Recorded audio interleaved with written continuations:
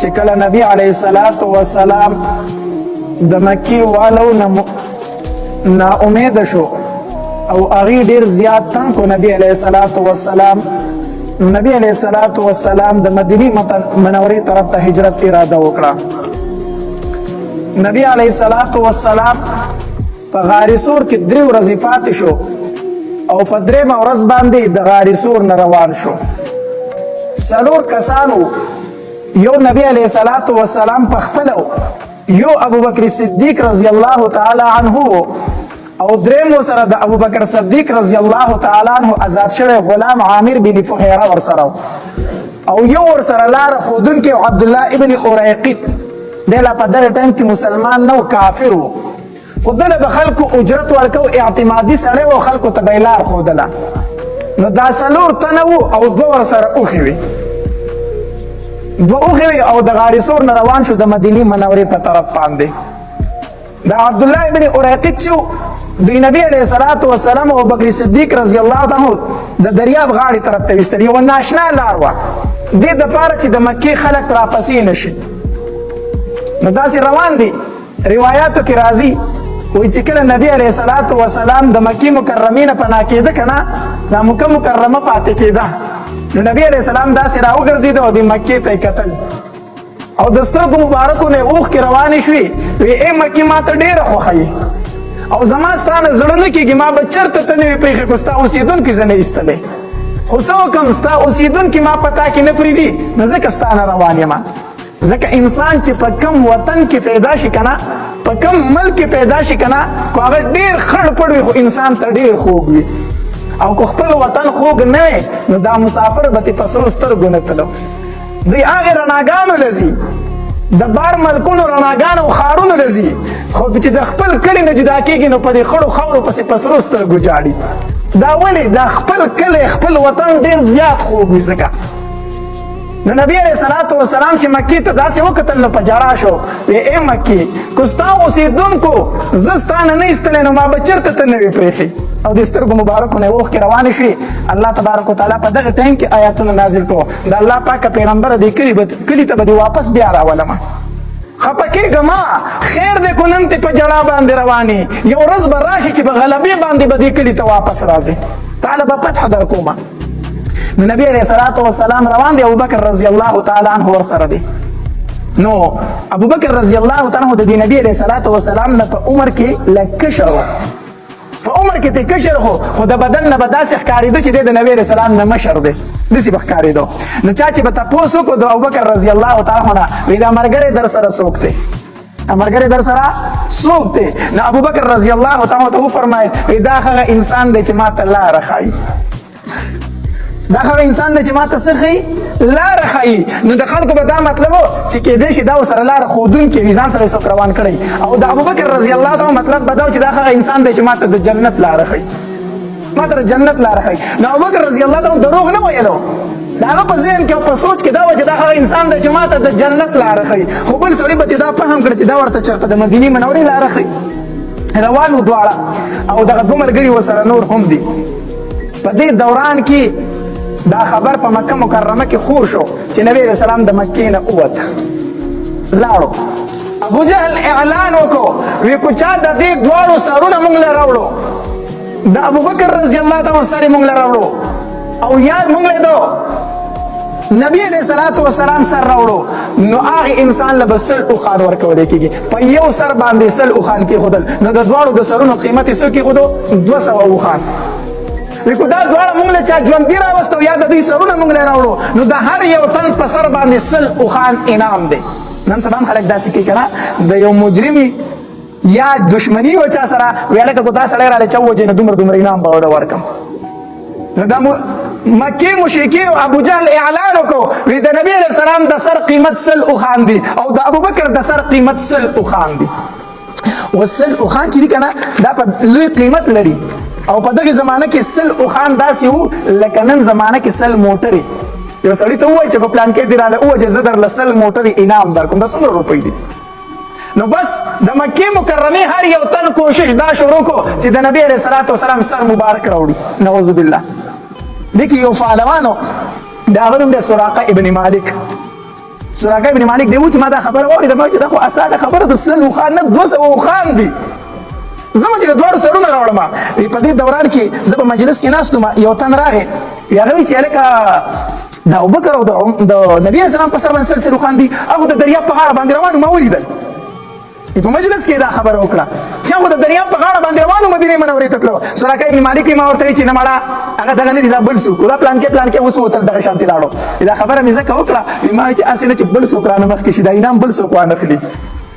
دا خبره مې اخوا دې وکړه چې نه دا پلان کې اوس وتل دا غي لاړو دا نبی رسول الله چرته دی دا غنه دی وی د دې خبره مې اخوا دې وکړه وی زه کور ته رالم غړې غونډه کې خپلې وینځې ته مې وي چې دا استه دې پورې غونډکۍ د دې خټو ویښته بوزه خو څوک دې ونیي زین مې په ټیټ کو وینځې ته مې وي چې دا اس پټ د کور وباسه دغلته یې بوزه او د کور نه د چنې په طرف رالمه هسې د کور شا طرف ته رالمه او داسې ټیټ ټیټ روان وم د ځان سره مې توره نیزه راغستې چې څوک مې ونیي وی ځکه ما چې په دې نام رانه بل څوک مخکې نه شي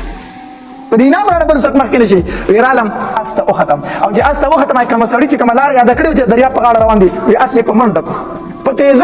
تیزۍ سره حتی در دې پورې چې نبي علیه السلام ابوبکر رضی الله عنه مې لاندې کړو چې لاندې مې کړو ابوبکر رضی الله تعالی چې وکتل د الله پاک پیغمبر مونږ لاندې کړی شو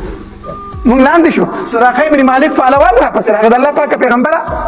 نبی علیه الصلاة والسلام فرمایل لا تحزن ان الله معنا ابوبکر خفه کېږه ما الله زموږ سره دی کنه الله زموږ سره دی نبی علیه السلام داسې بر اسمان ته وکتل چې وایي کتل سراقه ابن مالک وایي اس مې د زنګونانو پورې په ځمکه کې ورخښ شو وچه کلکه ځمکه اس مې پکې ورخښ شو زه ترې سر د لاندې راپرېوتم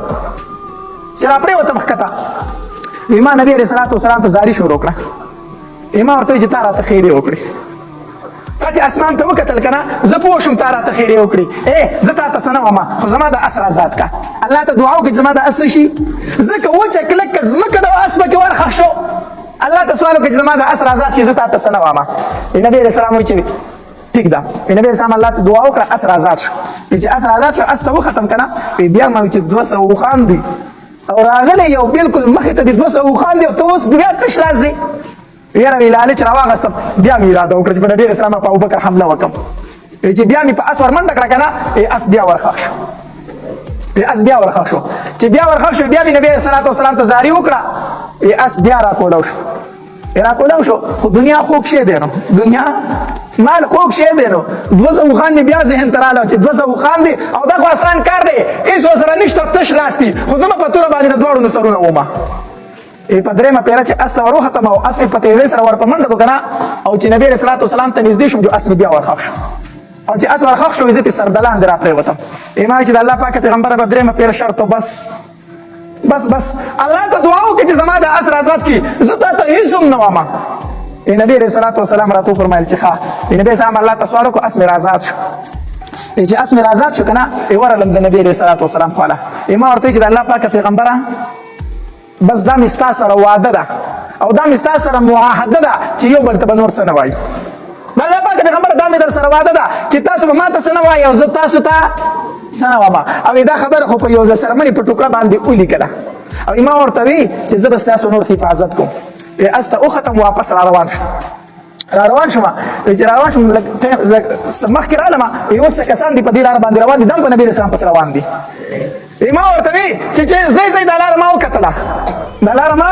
ګوره د الله قدرت ته ګوره چې هغه کس چې د نبي علیه السلام په قتل پسې څه ټایم مخکې را روانو او اوس د نبي علیه السلام څوکیدار او محافظ دی مخکې توره راغستې وه چې د نبي علیه السلام نه سر ومه او اوس نور خلکو د نبي علیه السلام بچ کوي وی زه دا لاره ما وکتله کافر و خو دروغ ویلې نه خوښول دا یې ونه وي چې زه په دې لاره باندې نشته دی ځکه نبي علیه السلام ابوبکر زما پرې موجود و که نه دروغ یې نه وي داسې ونه وي چې زه په دې لاره نشته ځکه کافر و خو بیا هم د دروغو نه څه کو نفرت کو دروغ ویلې نه خوښول نو څه وي زه دا لاره ما وکتله نو کتلې خو یې ولې رښتیا وي که نه زه دا لاره ما وکتله د هغې په ذهن کې دا و چې دی په دې لاره تللی وایي نه مونږ تلو نو ځکه تش لاس راغی نو هغې به د هغې لارې نه څه شو واپس شو الله زموږ په حال رحم وکړي هغه کافر و د دروغو نه نفرت کوي نن سبا مسلمان دی او د دروغو نه نفرت نه کوي بس په هره دویمه درېیمه خبره کې د دروغ وي نو ده به خلک د دغې لارې نه واپس کوي زه به دې لاره رالم دا ما وکتله ځئ دغه سراقه ابن مالک چې د نبي اسلام د خوا نه را رخصتېده که نه نو نبي علیه الصلاة والسلام ورته یوه خبره وکړه وی ای سراقه دی په دغه ټایم کې مسلمان ګورې نه دی ښه وی ای سراقه زه ستا په سر باندې د کسرا د سر تاج او د لاسو بنګړي وینم. دې چې په لار باندې راته داسې په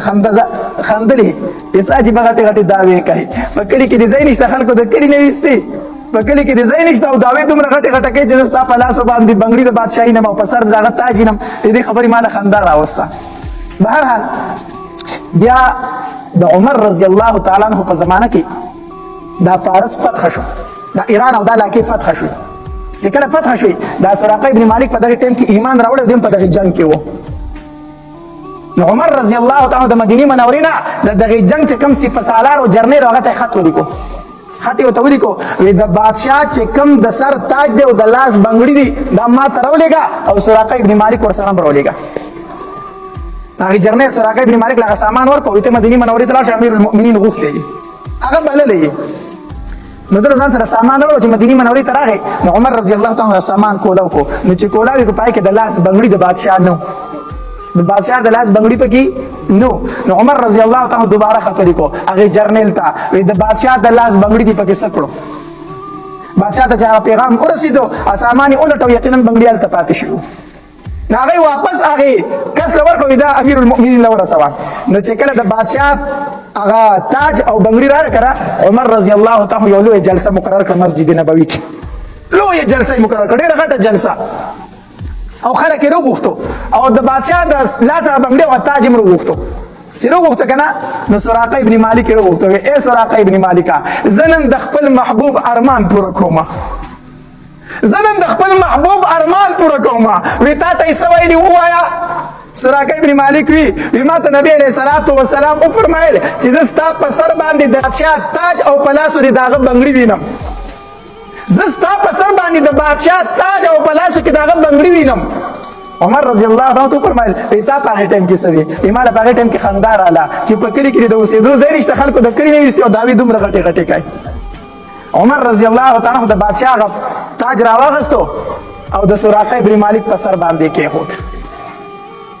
او بیا فرمایل وی اگر چې د سرو بنګړي نارینه له پلاسول حرام دي، جایز نه دي، خو زه نن د خپل جانان ارمان پوره کومه. واله سراقه ابن مالک دا بنګړي په لاس کې خیر دی بیا به وباسي. سراقه ابن مالک هغه بنګړي راواغستل او په لاس یې کړو چې په سر د بادشاه تاج کېښودو او په لاس یې بنګړي کړلو. عمر رضی الله تعالی فرمایل ما د خپل محبوب ارمان پوره کړ. بیا عمر رضی الله نبی علیہ الصلوۃ والسلام د ابوبکر رضی الله تعالی عنہ سره مخکې روان دی. دلته کې د مکې مکرمه او د مدینه منورې په دې لاره کې یو زنانه پاتې کېده، هغې ته به ام معبد وي. دا یو ډېره سخي زنانه وه، مشره زنانه وه. په دې لاره به چې څومره مسافر تلله که نه د ام معبد به د هغې میلمستیا کوله، د دې په کور کې به یې دمه کوله او دې به یې میلمستیا کوله. دا ډېره سخي زنانه وه. نو نبی علیہ الصلوۃ والسلام ابوبکر رضی الله تعالی د ام معبد کور ته ورغلو او دی بوډۍ ته وی موري مسافر یو زمونږ میلمستیا وکړه، موږ د خوراک سکاک څه شی راکړه وږي یو مسافر یو. ام معبد دی بوډۍ ښځې ورته وی یاره زما سره خو نن د خوراک څه شی نشته دی چې زه تاسو له درکړمه، نن خو ما کره کور څه شی نشته چې زه تاسو له درکړمه. نبی علیہ الصلوۃ والسلام ورته وفرمایل وی موري کو پی هغه راکړه به وسکو. هغې ورته وی یا لکه نوجوانه پی راکړم نن نشته بیزي تیرې سارا ته. نو چې نبی علیہ السلام داسې وکتل که نه نو یوه ټپه بیزه وه داسې په ګوټ کې ولاړه وه ناجوړه وه. نبی علیہ الصلوۃ والسلام ورته وفرمیل وی مورې د بیزې نه راله پی واخله که نه. هغې ورته وی بچیا دا خو ناجوړه ده، ټپه د کمزورې ده ځکه خو د بیزو نه پاتې شي د هغې سره تلی نه شي، او بل وچه هم د پی پکې نشته د سلنګه خو نه ده، نو ناجوړه هم ده وچه هم ده، په دې کې پی د کم طرفه دي. نبی علیہ الصلوۃ والسلام ورته وفرمایل وی مورې ما ته اجازه شته چې زه دې پی واخلم. د ام معبد دا په خندا شوله، هغې دا وګڼله چې داسې نانجانه دي پوهېږي نه، دا پوهېږي نه نانجانه دي چېرته، هغه په خندا شوله وی زما مور او پلار دې په تا باندې قربان شي ورشه خو اخیستی شي تې واخله تې. هغه په خندا شوه که ته دې اخیستی شي نو واخله تې، دا خو ناجوړه ده وچه ده. نبی علیہ الصلوۃ والسلام داسې یو لوښی راواغستو او هغه لوښي نه به وایي 8 تنه مړېدل، 8 تنو چې به دې پی اوس کړل نه 8 تنه به تې ماړو شو. نبی علیہ السلام هغې لوښي ته لاس کړو او دغې بیزې په دې غولان ځای داسې لاس وال شروع کړو. نو کوم شي ته چې د نبی علیہ السلام مبارک لاس ورسي نو په دې غولان چې نبی علیہ السلام لاس وال شروع کړ که نه غولان د پی ډکه شوه او بيزه ناجوړه وه شخوند وهلی هم شروع کړو دا ساری چې ناجوړې دی شخوند نه کوي که نه دا ناجوړه وه نو هغې زر زر شخوند شروع کړه غلام زی د پۍ ډکه کړه نبي علیه السلام په خپلو مبارکو لاس شروع شو بیزه لوشلې شروع کړو لوښی یې ډک کړو ام معبد ته ویې ته دې پۍ وڅکه هغې لوښی په سر راوړ او مړه شوه تی ابوبکر رضی الله تعالی ته ته دې هم وڅکه هغه ته هم مړ شو دوه ملګري ورسره نور هغه ته هم ماړه شو او په آخر کې نبي علیه السلام چې لوښی په سر راوړ او په خپله ته مړ شو دا خو څلور پنځه تنه وو که نه په لوښي کې پیسې ور راتلو د اتو تنو ام معبد له نور پۍ ورکړو ویې مورې دا کېده او دا سنبال که دا به دې په کار راشي دا به دې په کار راشي اوس ام معبد نبي علیه السلام ته سوال مینت وکړو تاسو مونږ کره پاتې شه زمونږ کره نن شپه وکړئ هغې خو ولیده که دا خو ساجیبه نوجوان دی پاتې شه دلته شپه وکړئ نبي علیه الصلاة والسلام ورته وفرمایلې مورې مونږ ته لار پرته ده مونږ به ځو مونږ ته ډېر مزل پروت دی نبي علیه السلام ابوبکر رضی الله عنه د دې نه روان شو اوس ماښام شو نو ابو معبد د دې ام معبد چې کوم خاون و هغه ماښام ته بېزې راوشړلې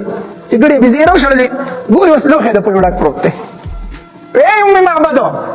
دا پۍ د کوم طرف دا درله چا راوړي دي دغه دا مطلب چې د مسافرو سره به په لاره تلو پۍ به و د دلته دې سره ایښې وایي دا پۍ کوم ځای و نو هغې ورته وایي دا خو ستا دې ناجوړې بېزې کړي دي دا خو دې کړي دي وایي دا ته څه وایي اوس چې بېزې ته وکړه بېزه ناجوړه نه ده بېزه وغره مټه ولاړه ده او غلام چې د پۍ ډکه ده بیا نو هغې ورته وایي ام معبد دا راته ووایي چې کړي دي څه دي بېزه هم جوړه شوې ده غلام زه هم د پۍ ډکه ده لوښي هم د پۍ ډک پراته دي دا څه قصه ده ام معبد ورته وي یو نوجوان هلک دلته مېلمستیا له رالو زمونږ کور کې هېڅ شی نه او هغه د بېزې په غلام چې څنګه لاس ووخو بېزه هم جوړه شوه او دغه یې پۍ دی غلام چې بیا هم د پۍ ډکه ده خاون یې ورته وي د دغې هلک به راته لږ صفت بیان نه کړي څه خلیه راته بیان کړه د شکل و صورت نه څنګه جوړو دا څنګه هلکو ام معبد ورته د نبي علیه السلام خلیه ذکر کړه چې داسې داسې هلک دی داسې شکل و صورت دی ابو معبد پوه شو وی کو الله مې نه خطا کوي که نه دا هغه د مکې د قریشي خاندان هغه هلک دی هغه د پیغمبرۍ دعوت چې کړې ده ظالمي تا ایساره ونه ستا نه لاړو تا ایساره ونه ما ورته ډېر وي خو هغوی ما ته وایي چې مونږ ته لاره پرته ده مونږ ځو وایي دا هم هغه سړی دی چې کوم د مکې نه راوتی دا هم هغه هلک دی چې کوم د مکې نه راوتی دی او قسم په الله زه به پې ایمان راوړم ام معبد هم مسلمانه شوله او خاون هم څه شو مسلمان شو دواړو ایمان راوړه اسماء رضی الله تعالی عنها فرمایي زه به په کور کې ناسته او ما به ژړل جړل می با چې نبی علیہ السلام به مدینه ته روغ تللی کو روغ ته نه تللی او زما بابا به سره روغ تللی او که نه به تللی ځکه چې د کوره وتې دي او دشمنان ورپسې دي او موږ ته هېڅ خبر رانغی چې زما بابا او نبی علیہ السلام په کومه مخه لاړو په کور کې به ناسته وما جړل مې به خفه به وما په دې دوران کې په مکه مکرمه کې یو اواز وشو اواز کېږي او څوک څوکیني نه اواز راځي خو اواز کوونکی څوکیني نه اواز څه دی اواز دا دی وی هغه دوه ملګري د ام معبد کور ته ورسېدل مطلب دا چې ای مکې والو ستاسو د لاس نه وتې دي تللي دي هغه دوه ملګري د ام معبد خیمو ته ورسېدل د هغې کور ته ورسېدل او چې کوم ورسره ملګری دی هغه هم کامیاب شو ام معبد هم کامیابه شوه الله چې کوم ورسره ملګری دی هغه هم څه شو کامیاب شو ابوبکر رضی الله تعالی عنه یو ځل عمر رضی الله تعالی عنه ابوبکر رضی الله تعالی عنه ته فرمایل وی ابوبکر راځه نن یو خبره کو ابوبکر رضی الله تعالی عنه ته څه خبره کو وی زه تاله د خپل ژوند ټول نیک اعمال در کوم ته به ماله یوه نیکي راکړئ ته ماله یوه نیکي راکړئ او زه د خپل ژوند ټول نیک اعمال در کوم وی تا ته پته ده چې ما څومره جهادونه کړي دي ابوبکر رضی الله تعالی عنه ته وفرمایل وی عمره وایه راته ستا د روغ ژوند نیک اعمال هغه ما ته پته ده چې تا د دین اسلام دپاره څومره کړاوونه کړي تا څومره جهادونه کړي زما نه به یوه نیکي اخلي او ما له د ټول ژوند نیک اعمال راکوي وایه راته عمره څه خبره ده عمر رضی الله تعالی عنه وفرمایل وی ابوبکره تا چې د نبی علیه الصلاة والسلام سره کوم هجرت کړی دی که نه هغه د هجرت ثواب ماله راکړه او زما ټول نیک اعمال ته واله ابوبکر رضی الله تعالی عنه وفرمایل وی عمره دا سودا نشي کېدی عمره دا سودا نشي کېدی دا خو د الله په ما باندې یو فضل دی یو احسان دی چې ما ته را نصیب کړی دی دا نشم کولی دغه ثواب تعالی نشم درکولی نو په مدینه منوره کې په مکه مکرمه کې آواز کېدو وی کوم چې ورسره ملګری دی هغه هم کامیاب شو او د ام معبد د خیمو نه واختېدل ورسېدل نبی علیه السلام روان دی ما سره دا ګړی ولاړه ده خو چې ټایم څه دی یوه نیمه کې 2 منټه کم دي نو نبی علیه السلام د هغې سره ملګری روانو هلته کې په مدینه منوره کې انصار خبرو چې نبی علیه السلام خو د مدینې منورې د هجرت لپاره راوتی دی خو ورځې ډېرې تېرې شوې راونه رسېدل هغې ته څه پته وه چې نبي علیه صلات وسلام په غار ثور کې 3 ورځې تېرې کړي دي دې نه خو نه خبر که نه چې 3 ورځې خو نبي علیه السلام په مکه کې حصار شوی په غار کې نو د مدینې خلک به سحر راوتل دا قبا مسجد چې کوم ځای دی دغې ځای ته به راوتل د قبا دې ځای ته او ناست به د نبي علیه السلام په انتظار کې خو چې کله نور به تود شو ګرم شو که نه نو ناامیده به واپس بیا لاړه مدینې منورې ته هر سحر به راتله او دغلته به انتظار کو او چې کله به نور ګرم شو نو واپس به بیا تلو مدینې منورې ته تر دې چې نبي علیه الصلاة والسلام راورسېد چې راورسېدو د انصار ډېر زیات خوشحاله شو او نبي علیه الصلاة والسلام وفرمایل وی اول کار دلته دا کړو چې دلته جومات جوړو دلته څه جوړو جومات جوړو او نبي علیه السلام په خپله پاسېدو یوه تیږه یوه ګټه یې راواغسته او داسې یې کېښوده وی دا د جومات بنیاد شو دا لومړی ګټه شوه دویمه ګټه ابوبکر رضی الله تعالی راواغسته کېښوده او درېیمه عمر رضی الله تعالی کېښوده او صحابه کرام شروع شو ګټې راوړه او جومات شروع شو روایتو کې راځي وایي نبي علیه السلام به ګټه راواغسته دا ګټه چې درنې سړی د خېټې سره ونیسي که نه داسې روچه ته کې د خېټې ته اړمه کړي نبي علیه السلام به ګټې راغستې د خپلې خېټې مبارکې ته به اړمې کړې را روان به صحابه کرام ورته فرمایل د الله پاکه پیغمبر ته کښېنه سیټ ته که ته مه راوړه تیږې مونږ یې جوړو که نه مونږ دا تیږې راوړو نبي علیه صلات وسلام ورته وفرمایل وی نه زه غواړم چې په دې جومات کې زما هم حصه وشي زه پکې هم شریک شمه الله نن سبا چې مونږ د جومات د کار ووایو که نه دا کار کول غواړي نو هر سړی کوشش کوي چې ځان پټ کړي ځان پټ کړي مسلمانانو تاسو د جومات د ثواب نه څه خبر یې حدیث مبارک کې راځي نبی علیه الصلاة والسلام فرمایي چا چې د الله جومات جوړ کو د ځان له په جنت کې کور جوړ کو ځان له په جنت کې کور جوړ کو نو موږ د دیرې په خدمت باندې بد نه ښکارو چې په خپله جارو راوړه خپله دیره صفا کوو که نه کو ځان راته بد ښکاري نه د خپل دیرې په خدمت باندې راته ځان بد نه ښکاري خو د جومات په صفایي باندې موږ ته ځان بد ښکاري دا ډېره د افسوس خبره ده زموږ د دې جومات صفایي به نیاز باچا کوله الله تبارک وتعالی دې ورله لوی عمر ورکړي او دا خاندان ټول الله تبارک وتعالی دې ورله دراز عمرونه ورکړي او الله دې دا ثواب قبول کړي دا خاندان چې کوم ځای کې دوی د مسجد خدمت کوي دا د الله تبارک وتعالی پیرزو ده چې په چا وکړي ګوره دا د زور شی نه دی دا د الله یو سود دی چې په چا باندې وکړي نو هغه به د دې مسجد صفایي کوله او حتی در دې پورې په خپله ملیشا ته لاړه بچي به یې در مسافر راتله صفایي به یې کوله خو هغه ماشومان دي که نه دا هغه خپلو بچو ته ویلي چې د دې جومات صفایي کوئ خو زه یوه خبره کوم چې هغه تللی دی بل چا جارو راغسې دا مسجد یې صفا کړی دی لږ سوچ پکار دی لږ فکر پکار دی د نبي علیه الصلاة والسلام په زمانه کې یو بوډۍ و هغې به د مسجد صفایي کوله بیا وفات شوه چې وفات شوه صحابه کرامو هغه دفن کړه د شپې ویزه نبي علیه السلام بس د شپې راپاسو تکلیف ونه ورکوو سهار د نبي علیه السلام هغه بوډۍ ونه لیدله نبي علیه السلام تپوس وکړو هغه زنانه مې ونه لیدله کومې چې به د مسجد صفایي کوله د الله پاکه پیغمبر هغه وفات شوې ده هغه وفات شوې ده او مونږ یې جنازه کړې مونږ دفن کړې ده نبي علیه السلام ډېر سخت ناراضه شو صحابه کرامو نه ډېر سخت خفه شو وایي تاسو ما ته د هغې د جنازې ولې نه وي چې ما په هغې باندې جنازه کړې وې دا ولې یو غریبه بوډۍ وه هېڅ څوک یې نه خو د مسجد صفایي به یې کوله نبي علیه السلام ما زه خو به خبر کړی وم چې ما پې جنازه کړې وې د مسجد صفایي دومره لوی ثواب لري دومره لوی ثواب لري نو د دې مسجد ته صفایي کوئ دا د بد ښکاره کېدو څیز نه دی د مسجد کار درته چې کله ووامه نو د ثواب په نیت باندې یې کوئ وایي دا د الله کور دی ځکه پکې خدمت کومه نو د جومات کار په دې باندې د یو بل نه مخکې کېږئ الله به په ډېر لوی اجر درکوي الله دې موږ ټولو ته توفیق راکړي د جوماتونو د خدمتو نو غرض مې دا کو چې نبی علیه الصلاة والسلام به په خپله ګټه راغسته او په بنیاد کې به کېښودله صحابه کرام ورته وفرمایل وایي د الله پاکه پیغمبره ته مه کوه مونږ جوړو که نه نبي علیه الصلاة والسلام فرمایي نه زه غواړم چې په دې مسجد کې خپله حصه وکړم نن چې هم سړی عمرې ته لاړ شي که نه نو د مسجد قبا له ضرور ورځي او هلته چې لاړ شي 2 رکعاته نفل پکې کول دا سنت طریقه ده چې لاړ شي 2 رکعاته نفل پکې وکړي او نبي علیه الصلاة والسلام فرمایي وایي په مسجد قبا کې چې چا 2 رکعاته نفل وکړو دومره ثواب یې وشو لکه څومره ثواب چې د یوې عمرې وي دومره ثواب پې ملاویږي نو هغه مسجد په هغې ځای باندې اوس هم موجود دی مسجد قبا نو بهرحال نبي علیه السلام مدینې منورې ته ورسېدو او هلته د مسجد قبا بنیاد کېښودو دا د نبي علیه السلام د هجرت مختصر واقعه وه انشاءالله مخکې به وایو الله تبارک وتعالی دې عمل کولو توفیق راکړي واخر دعوانا ان الحمد لله رب العالمین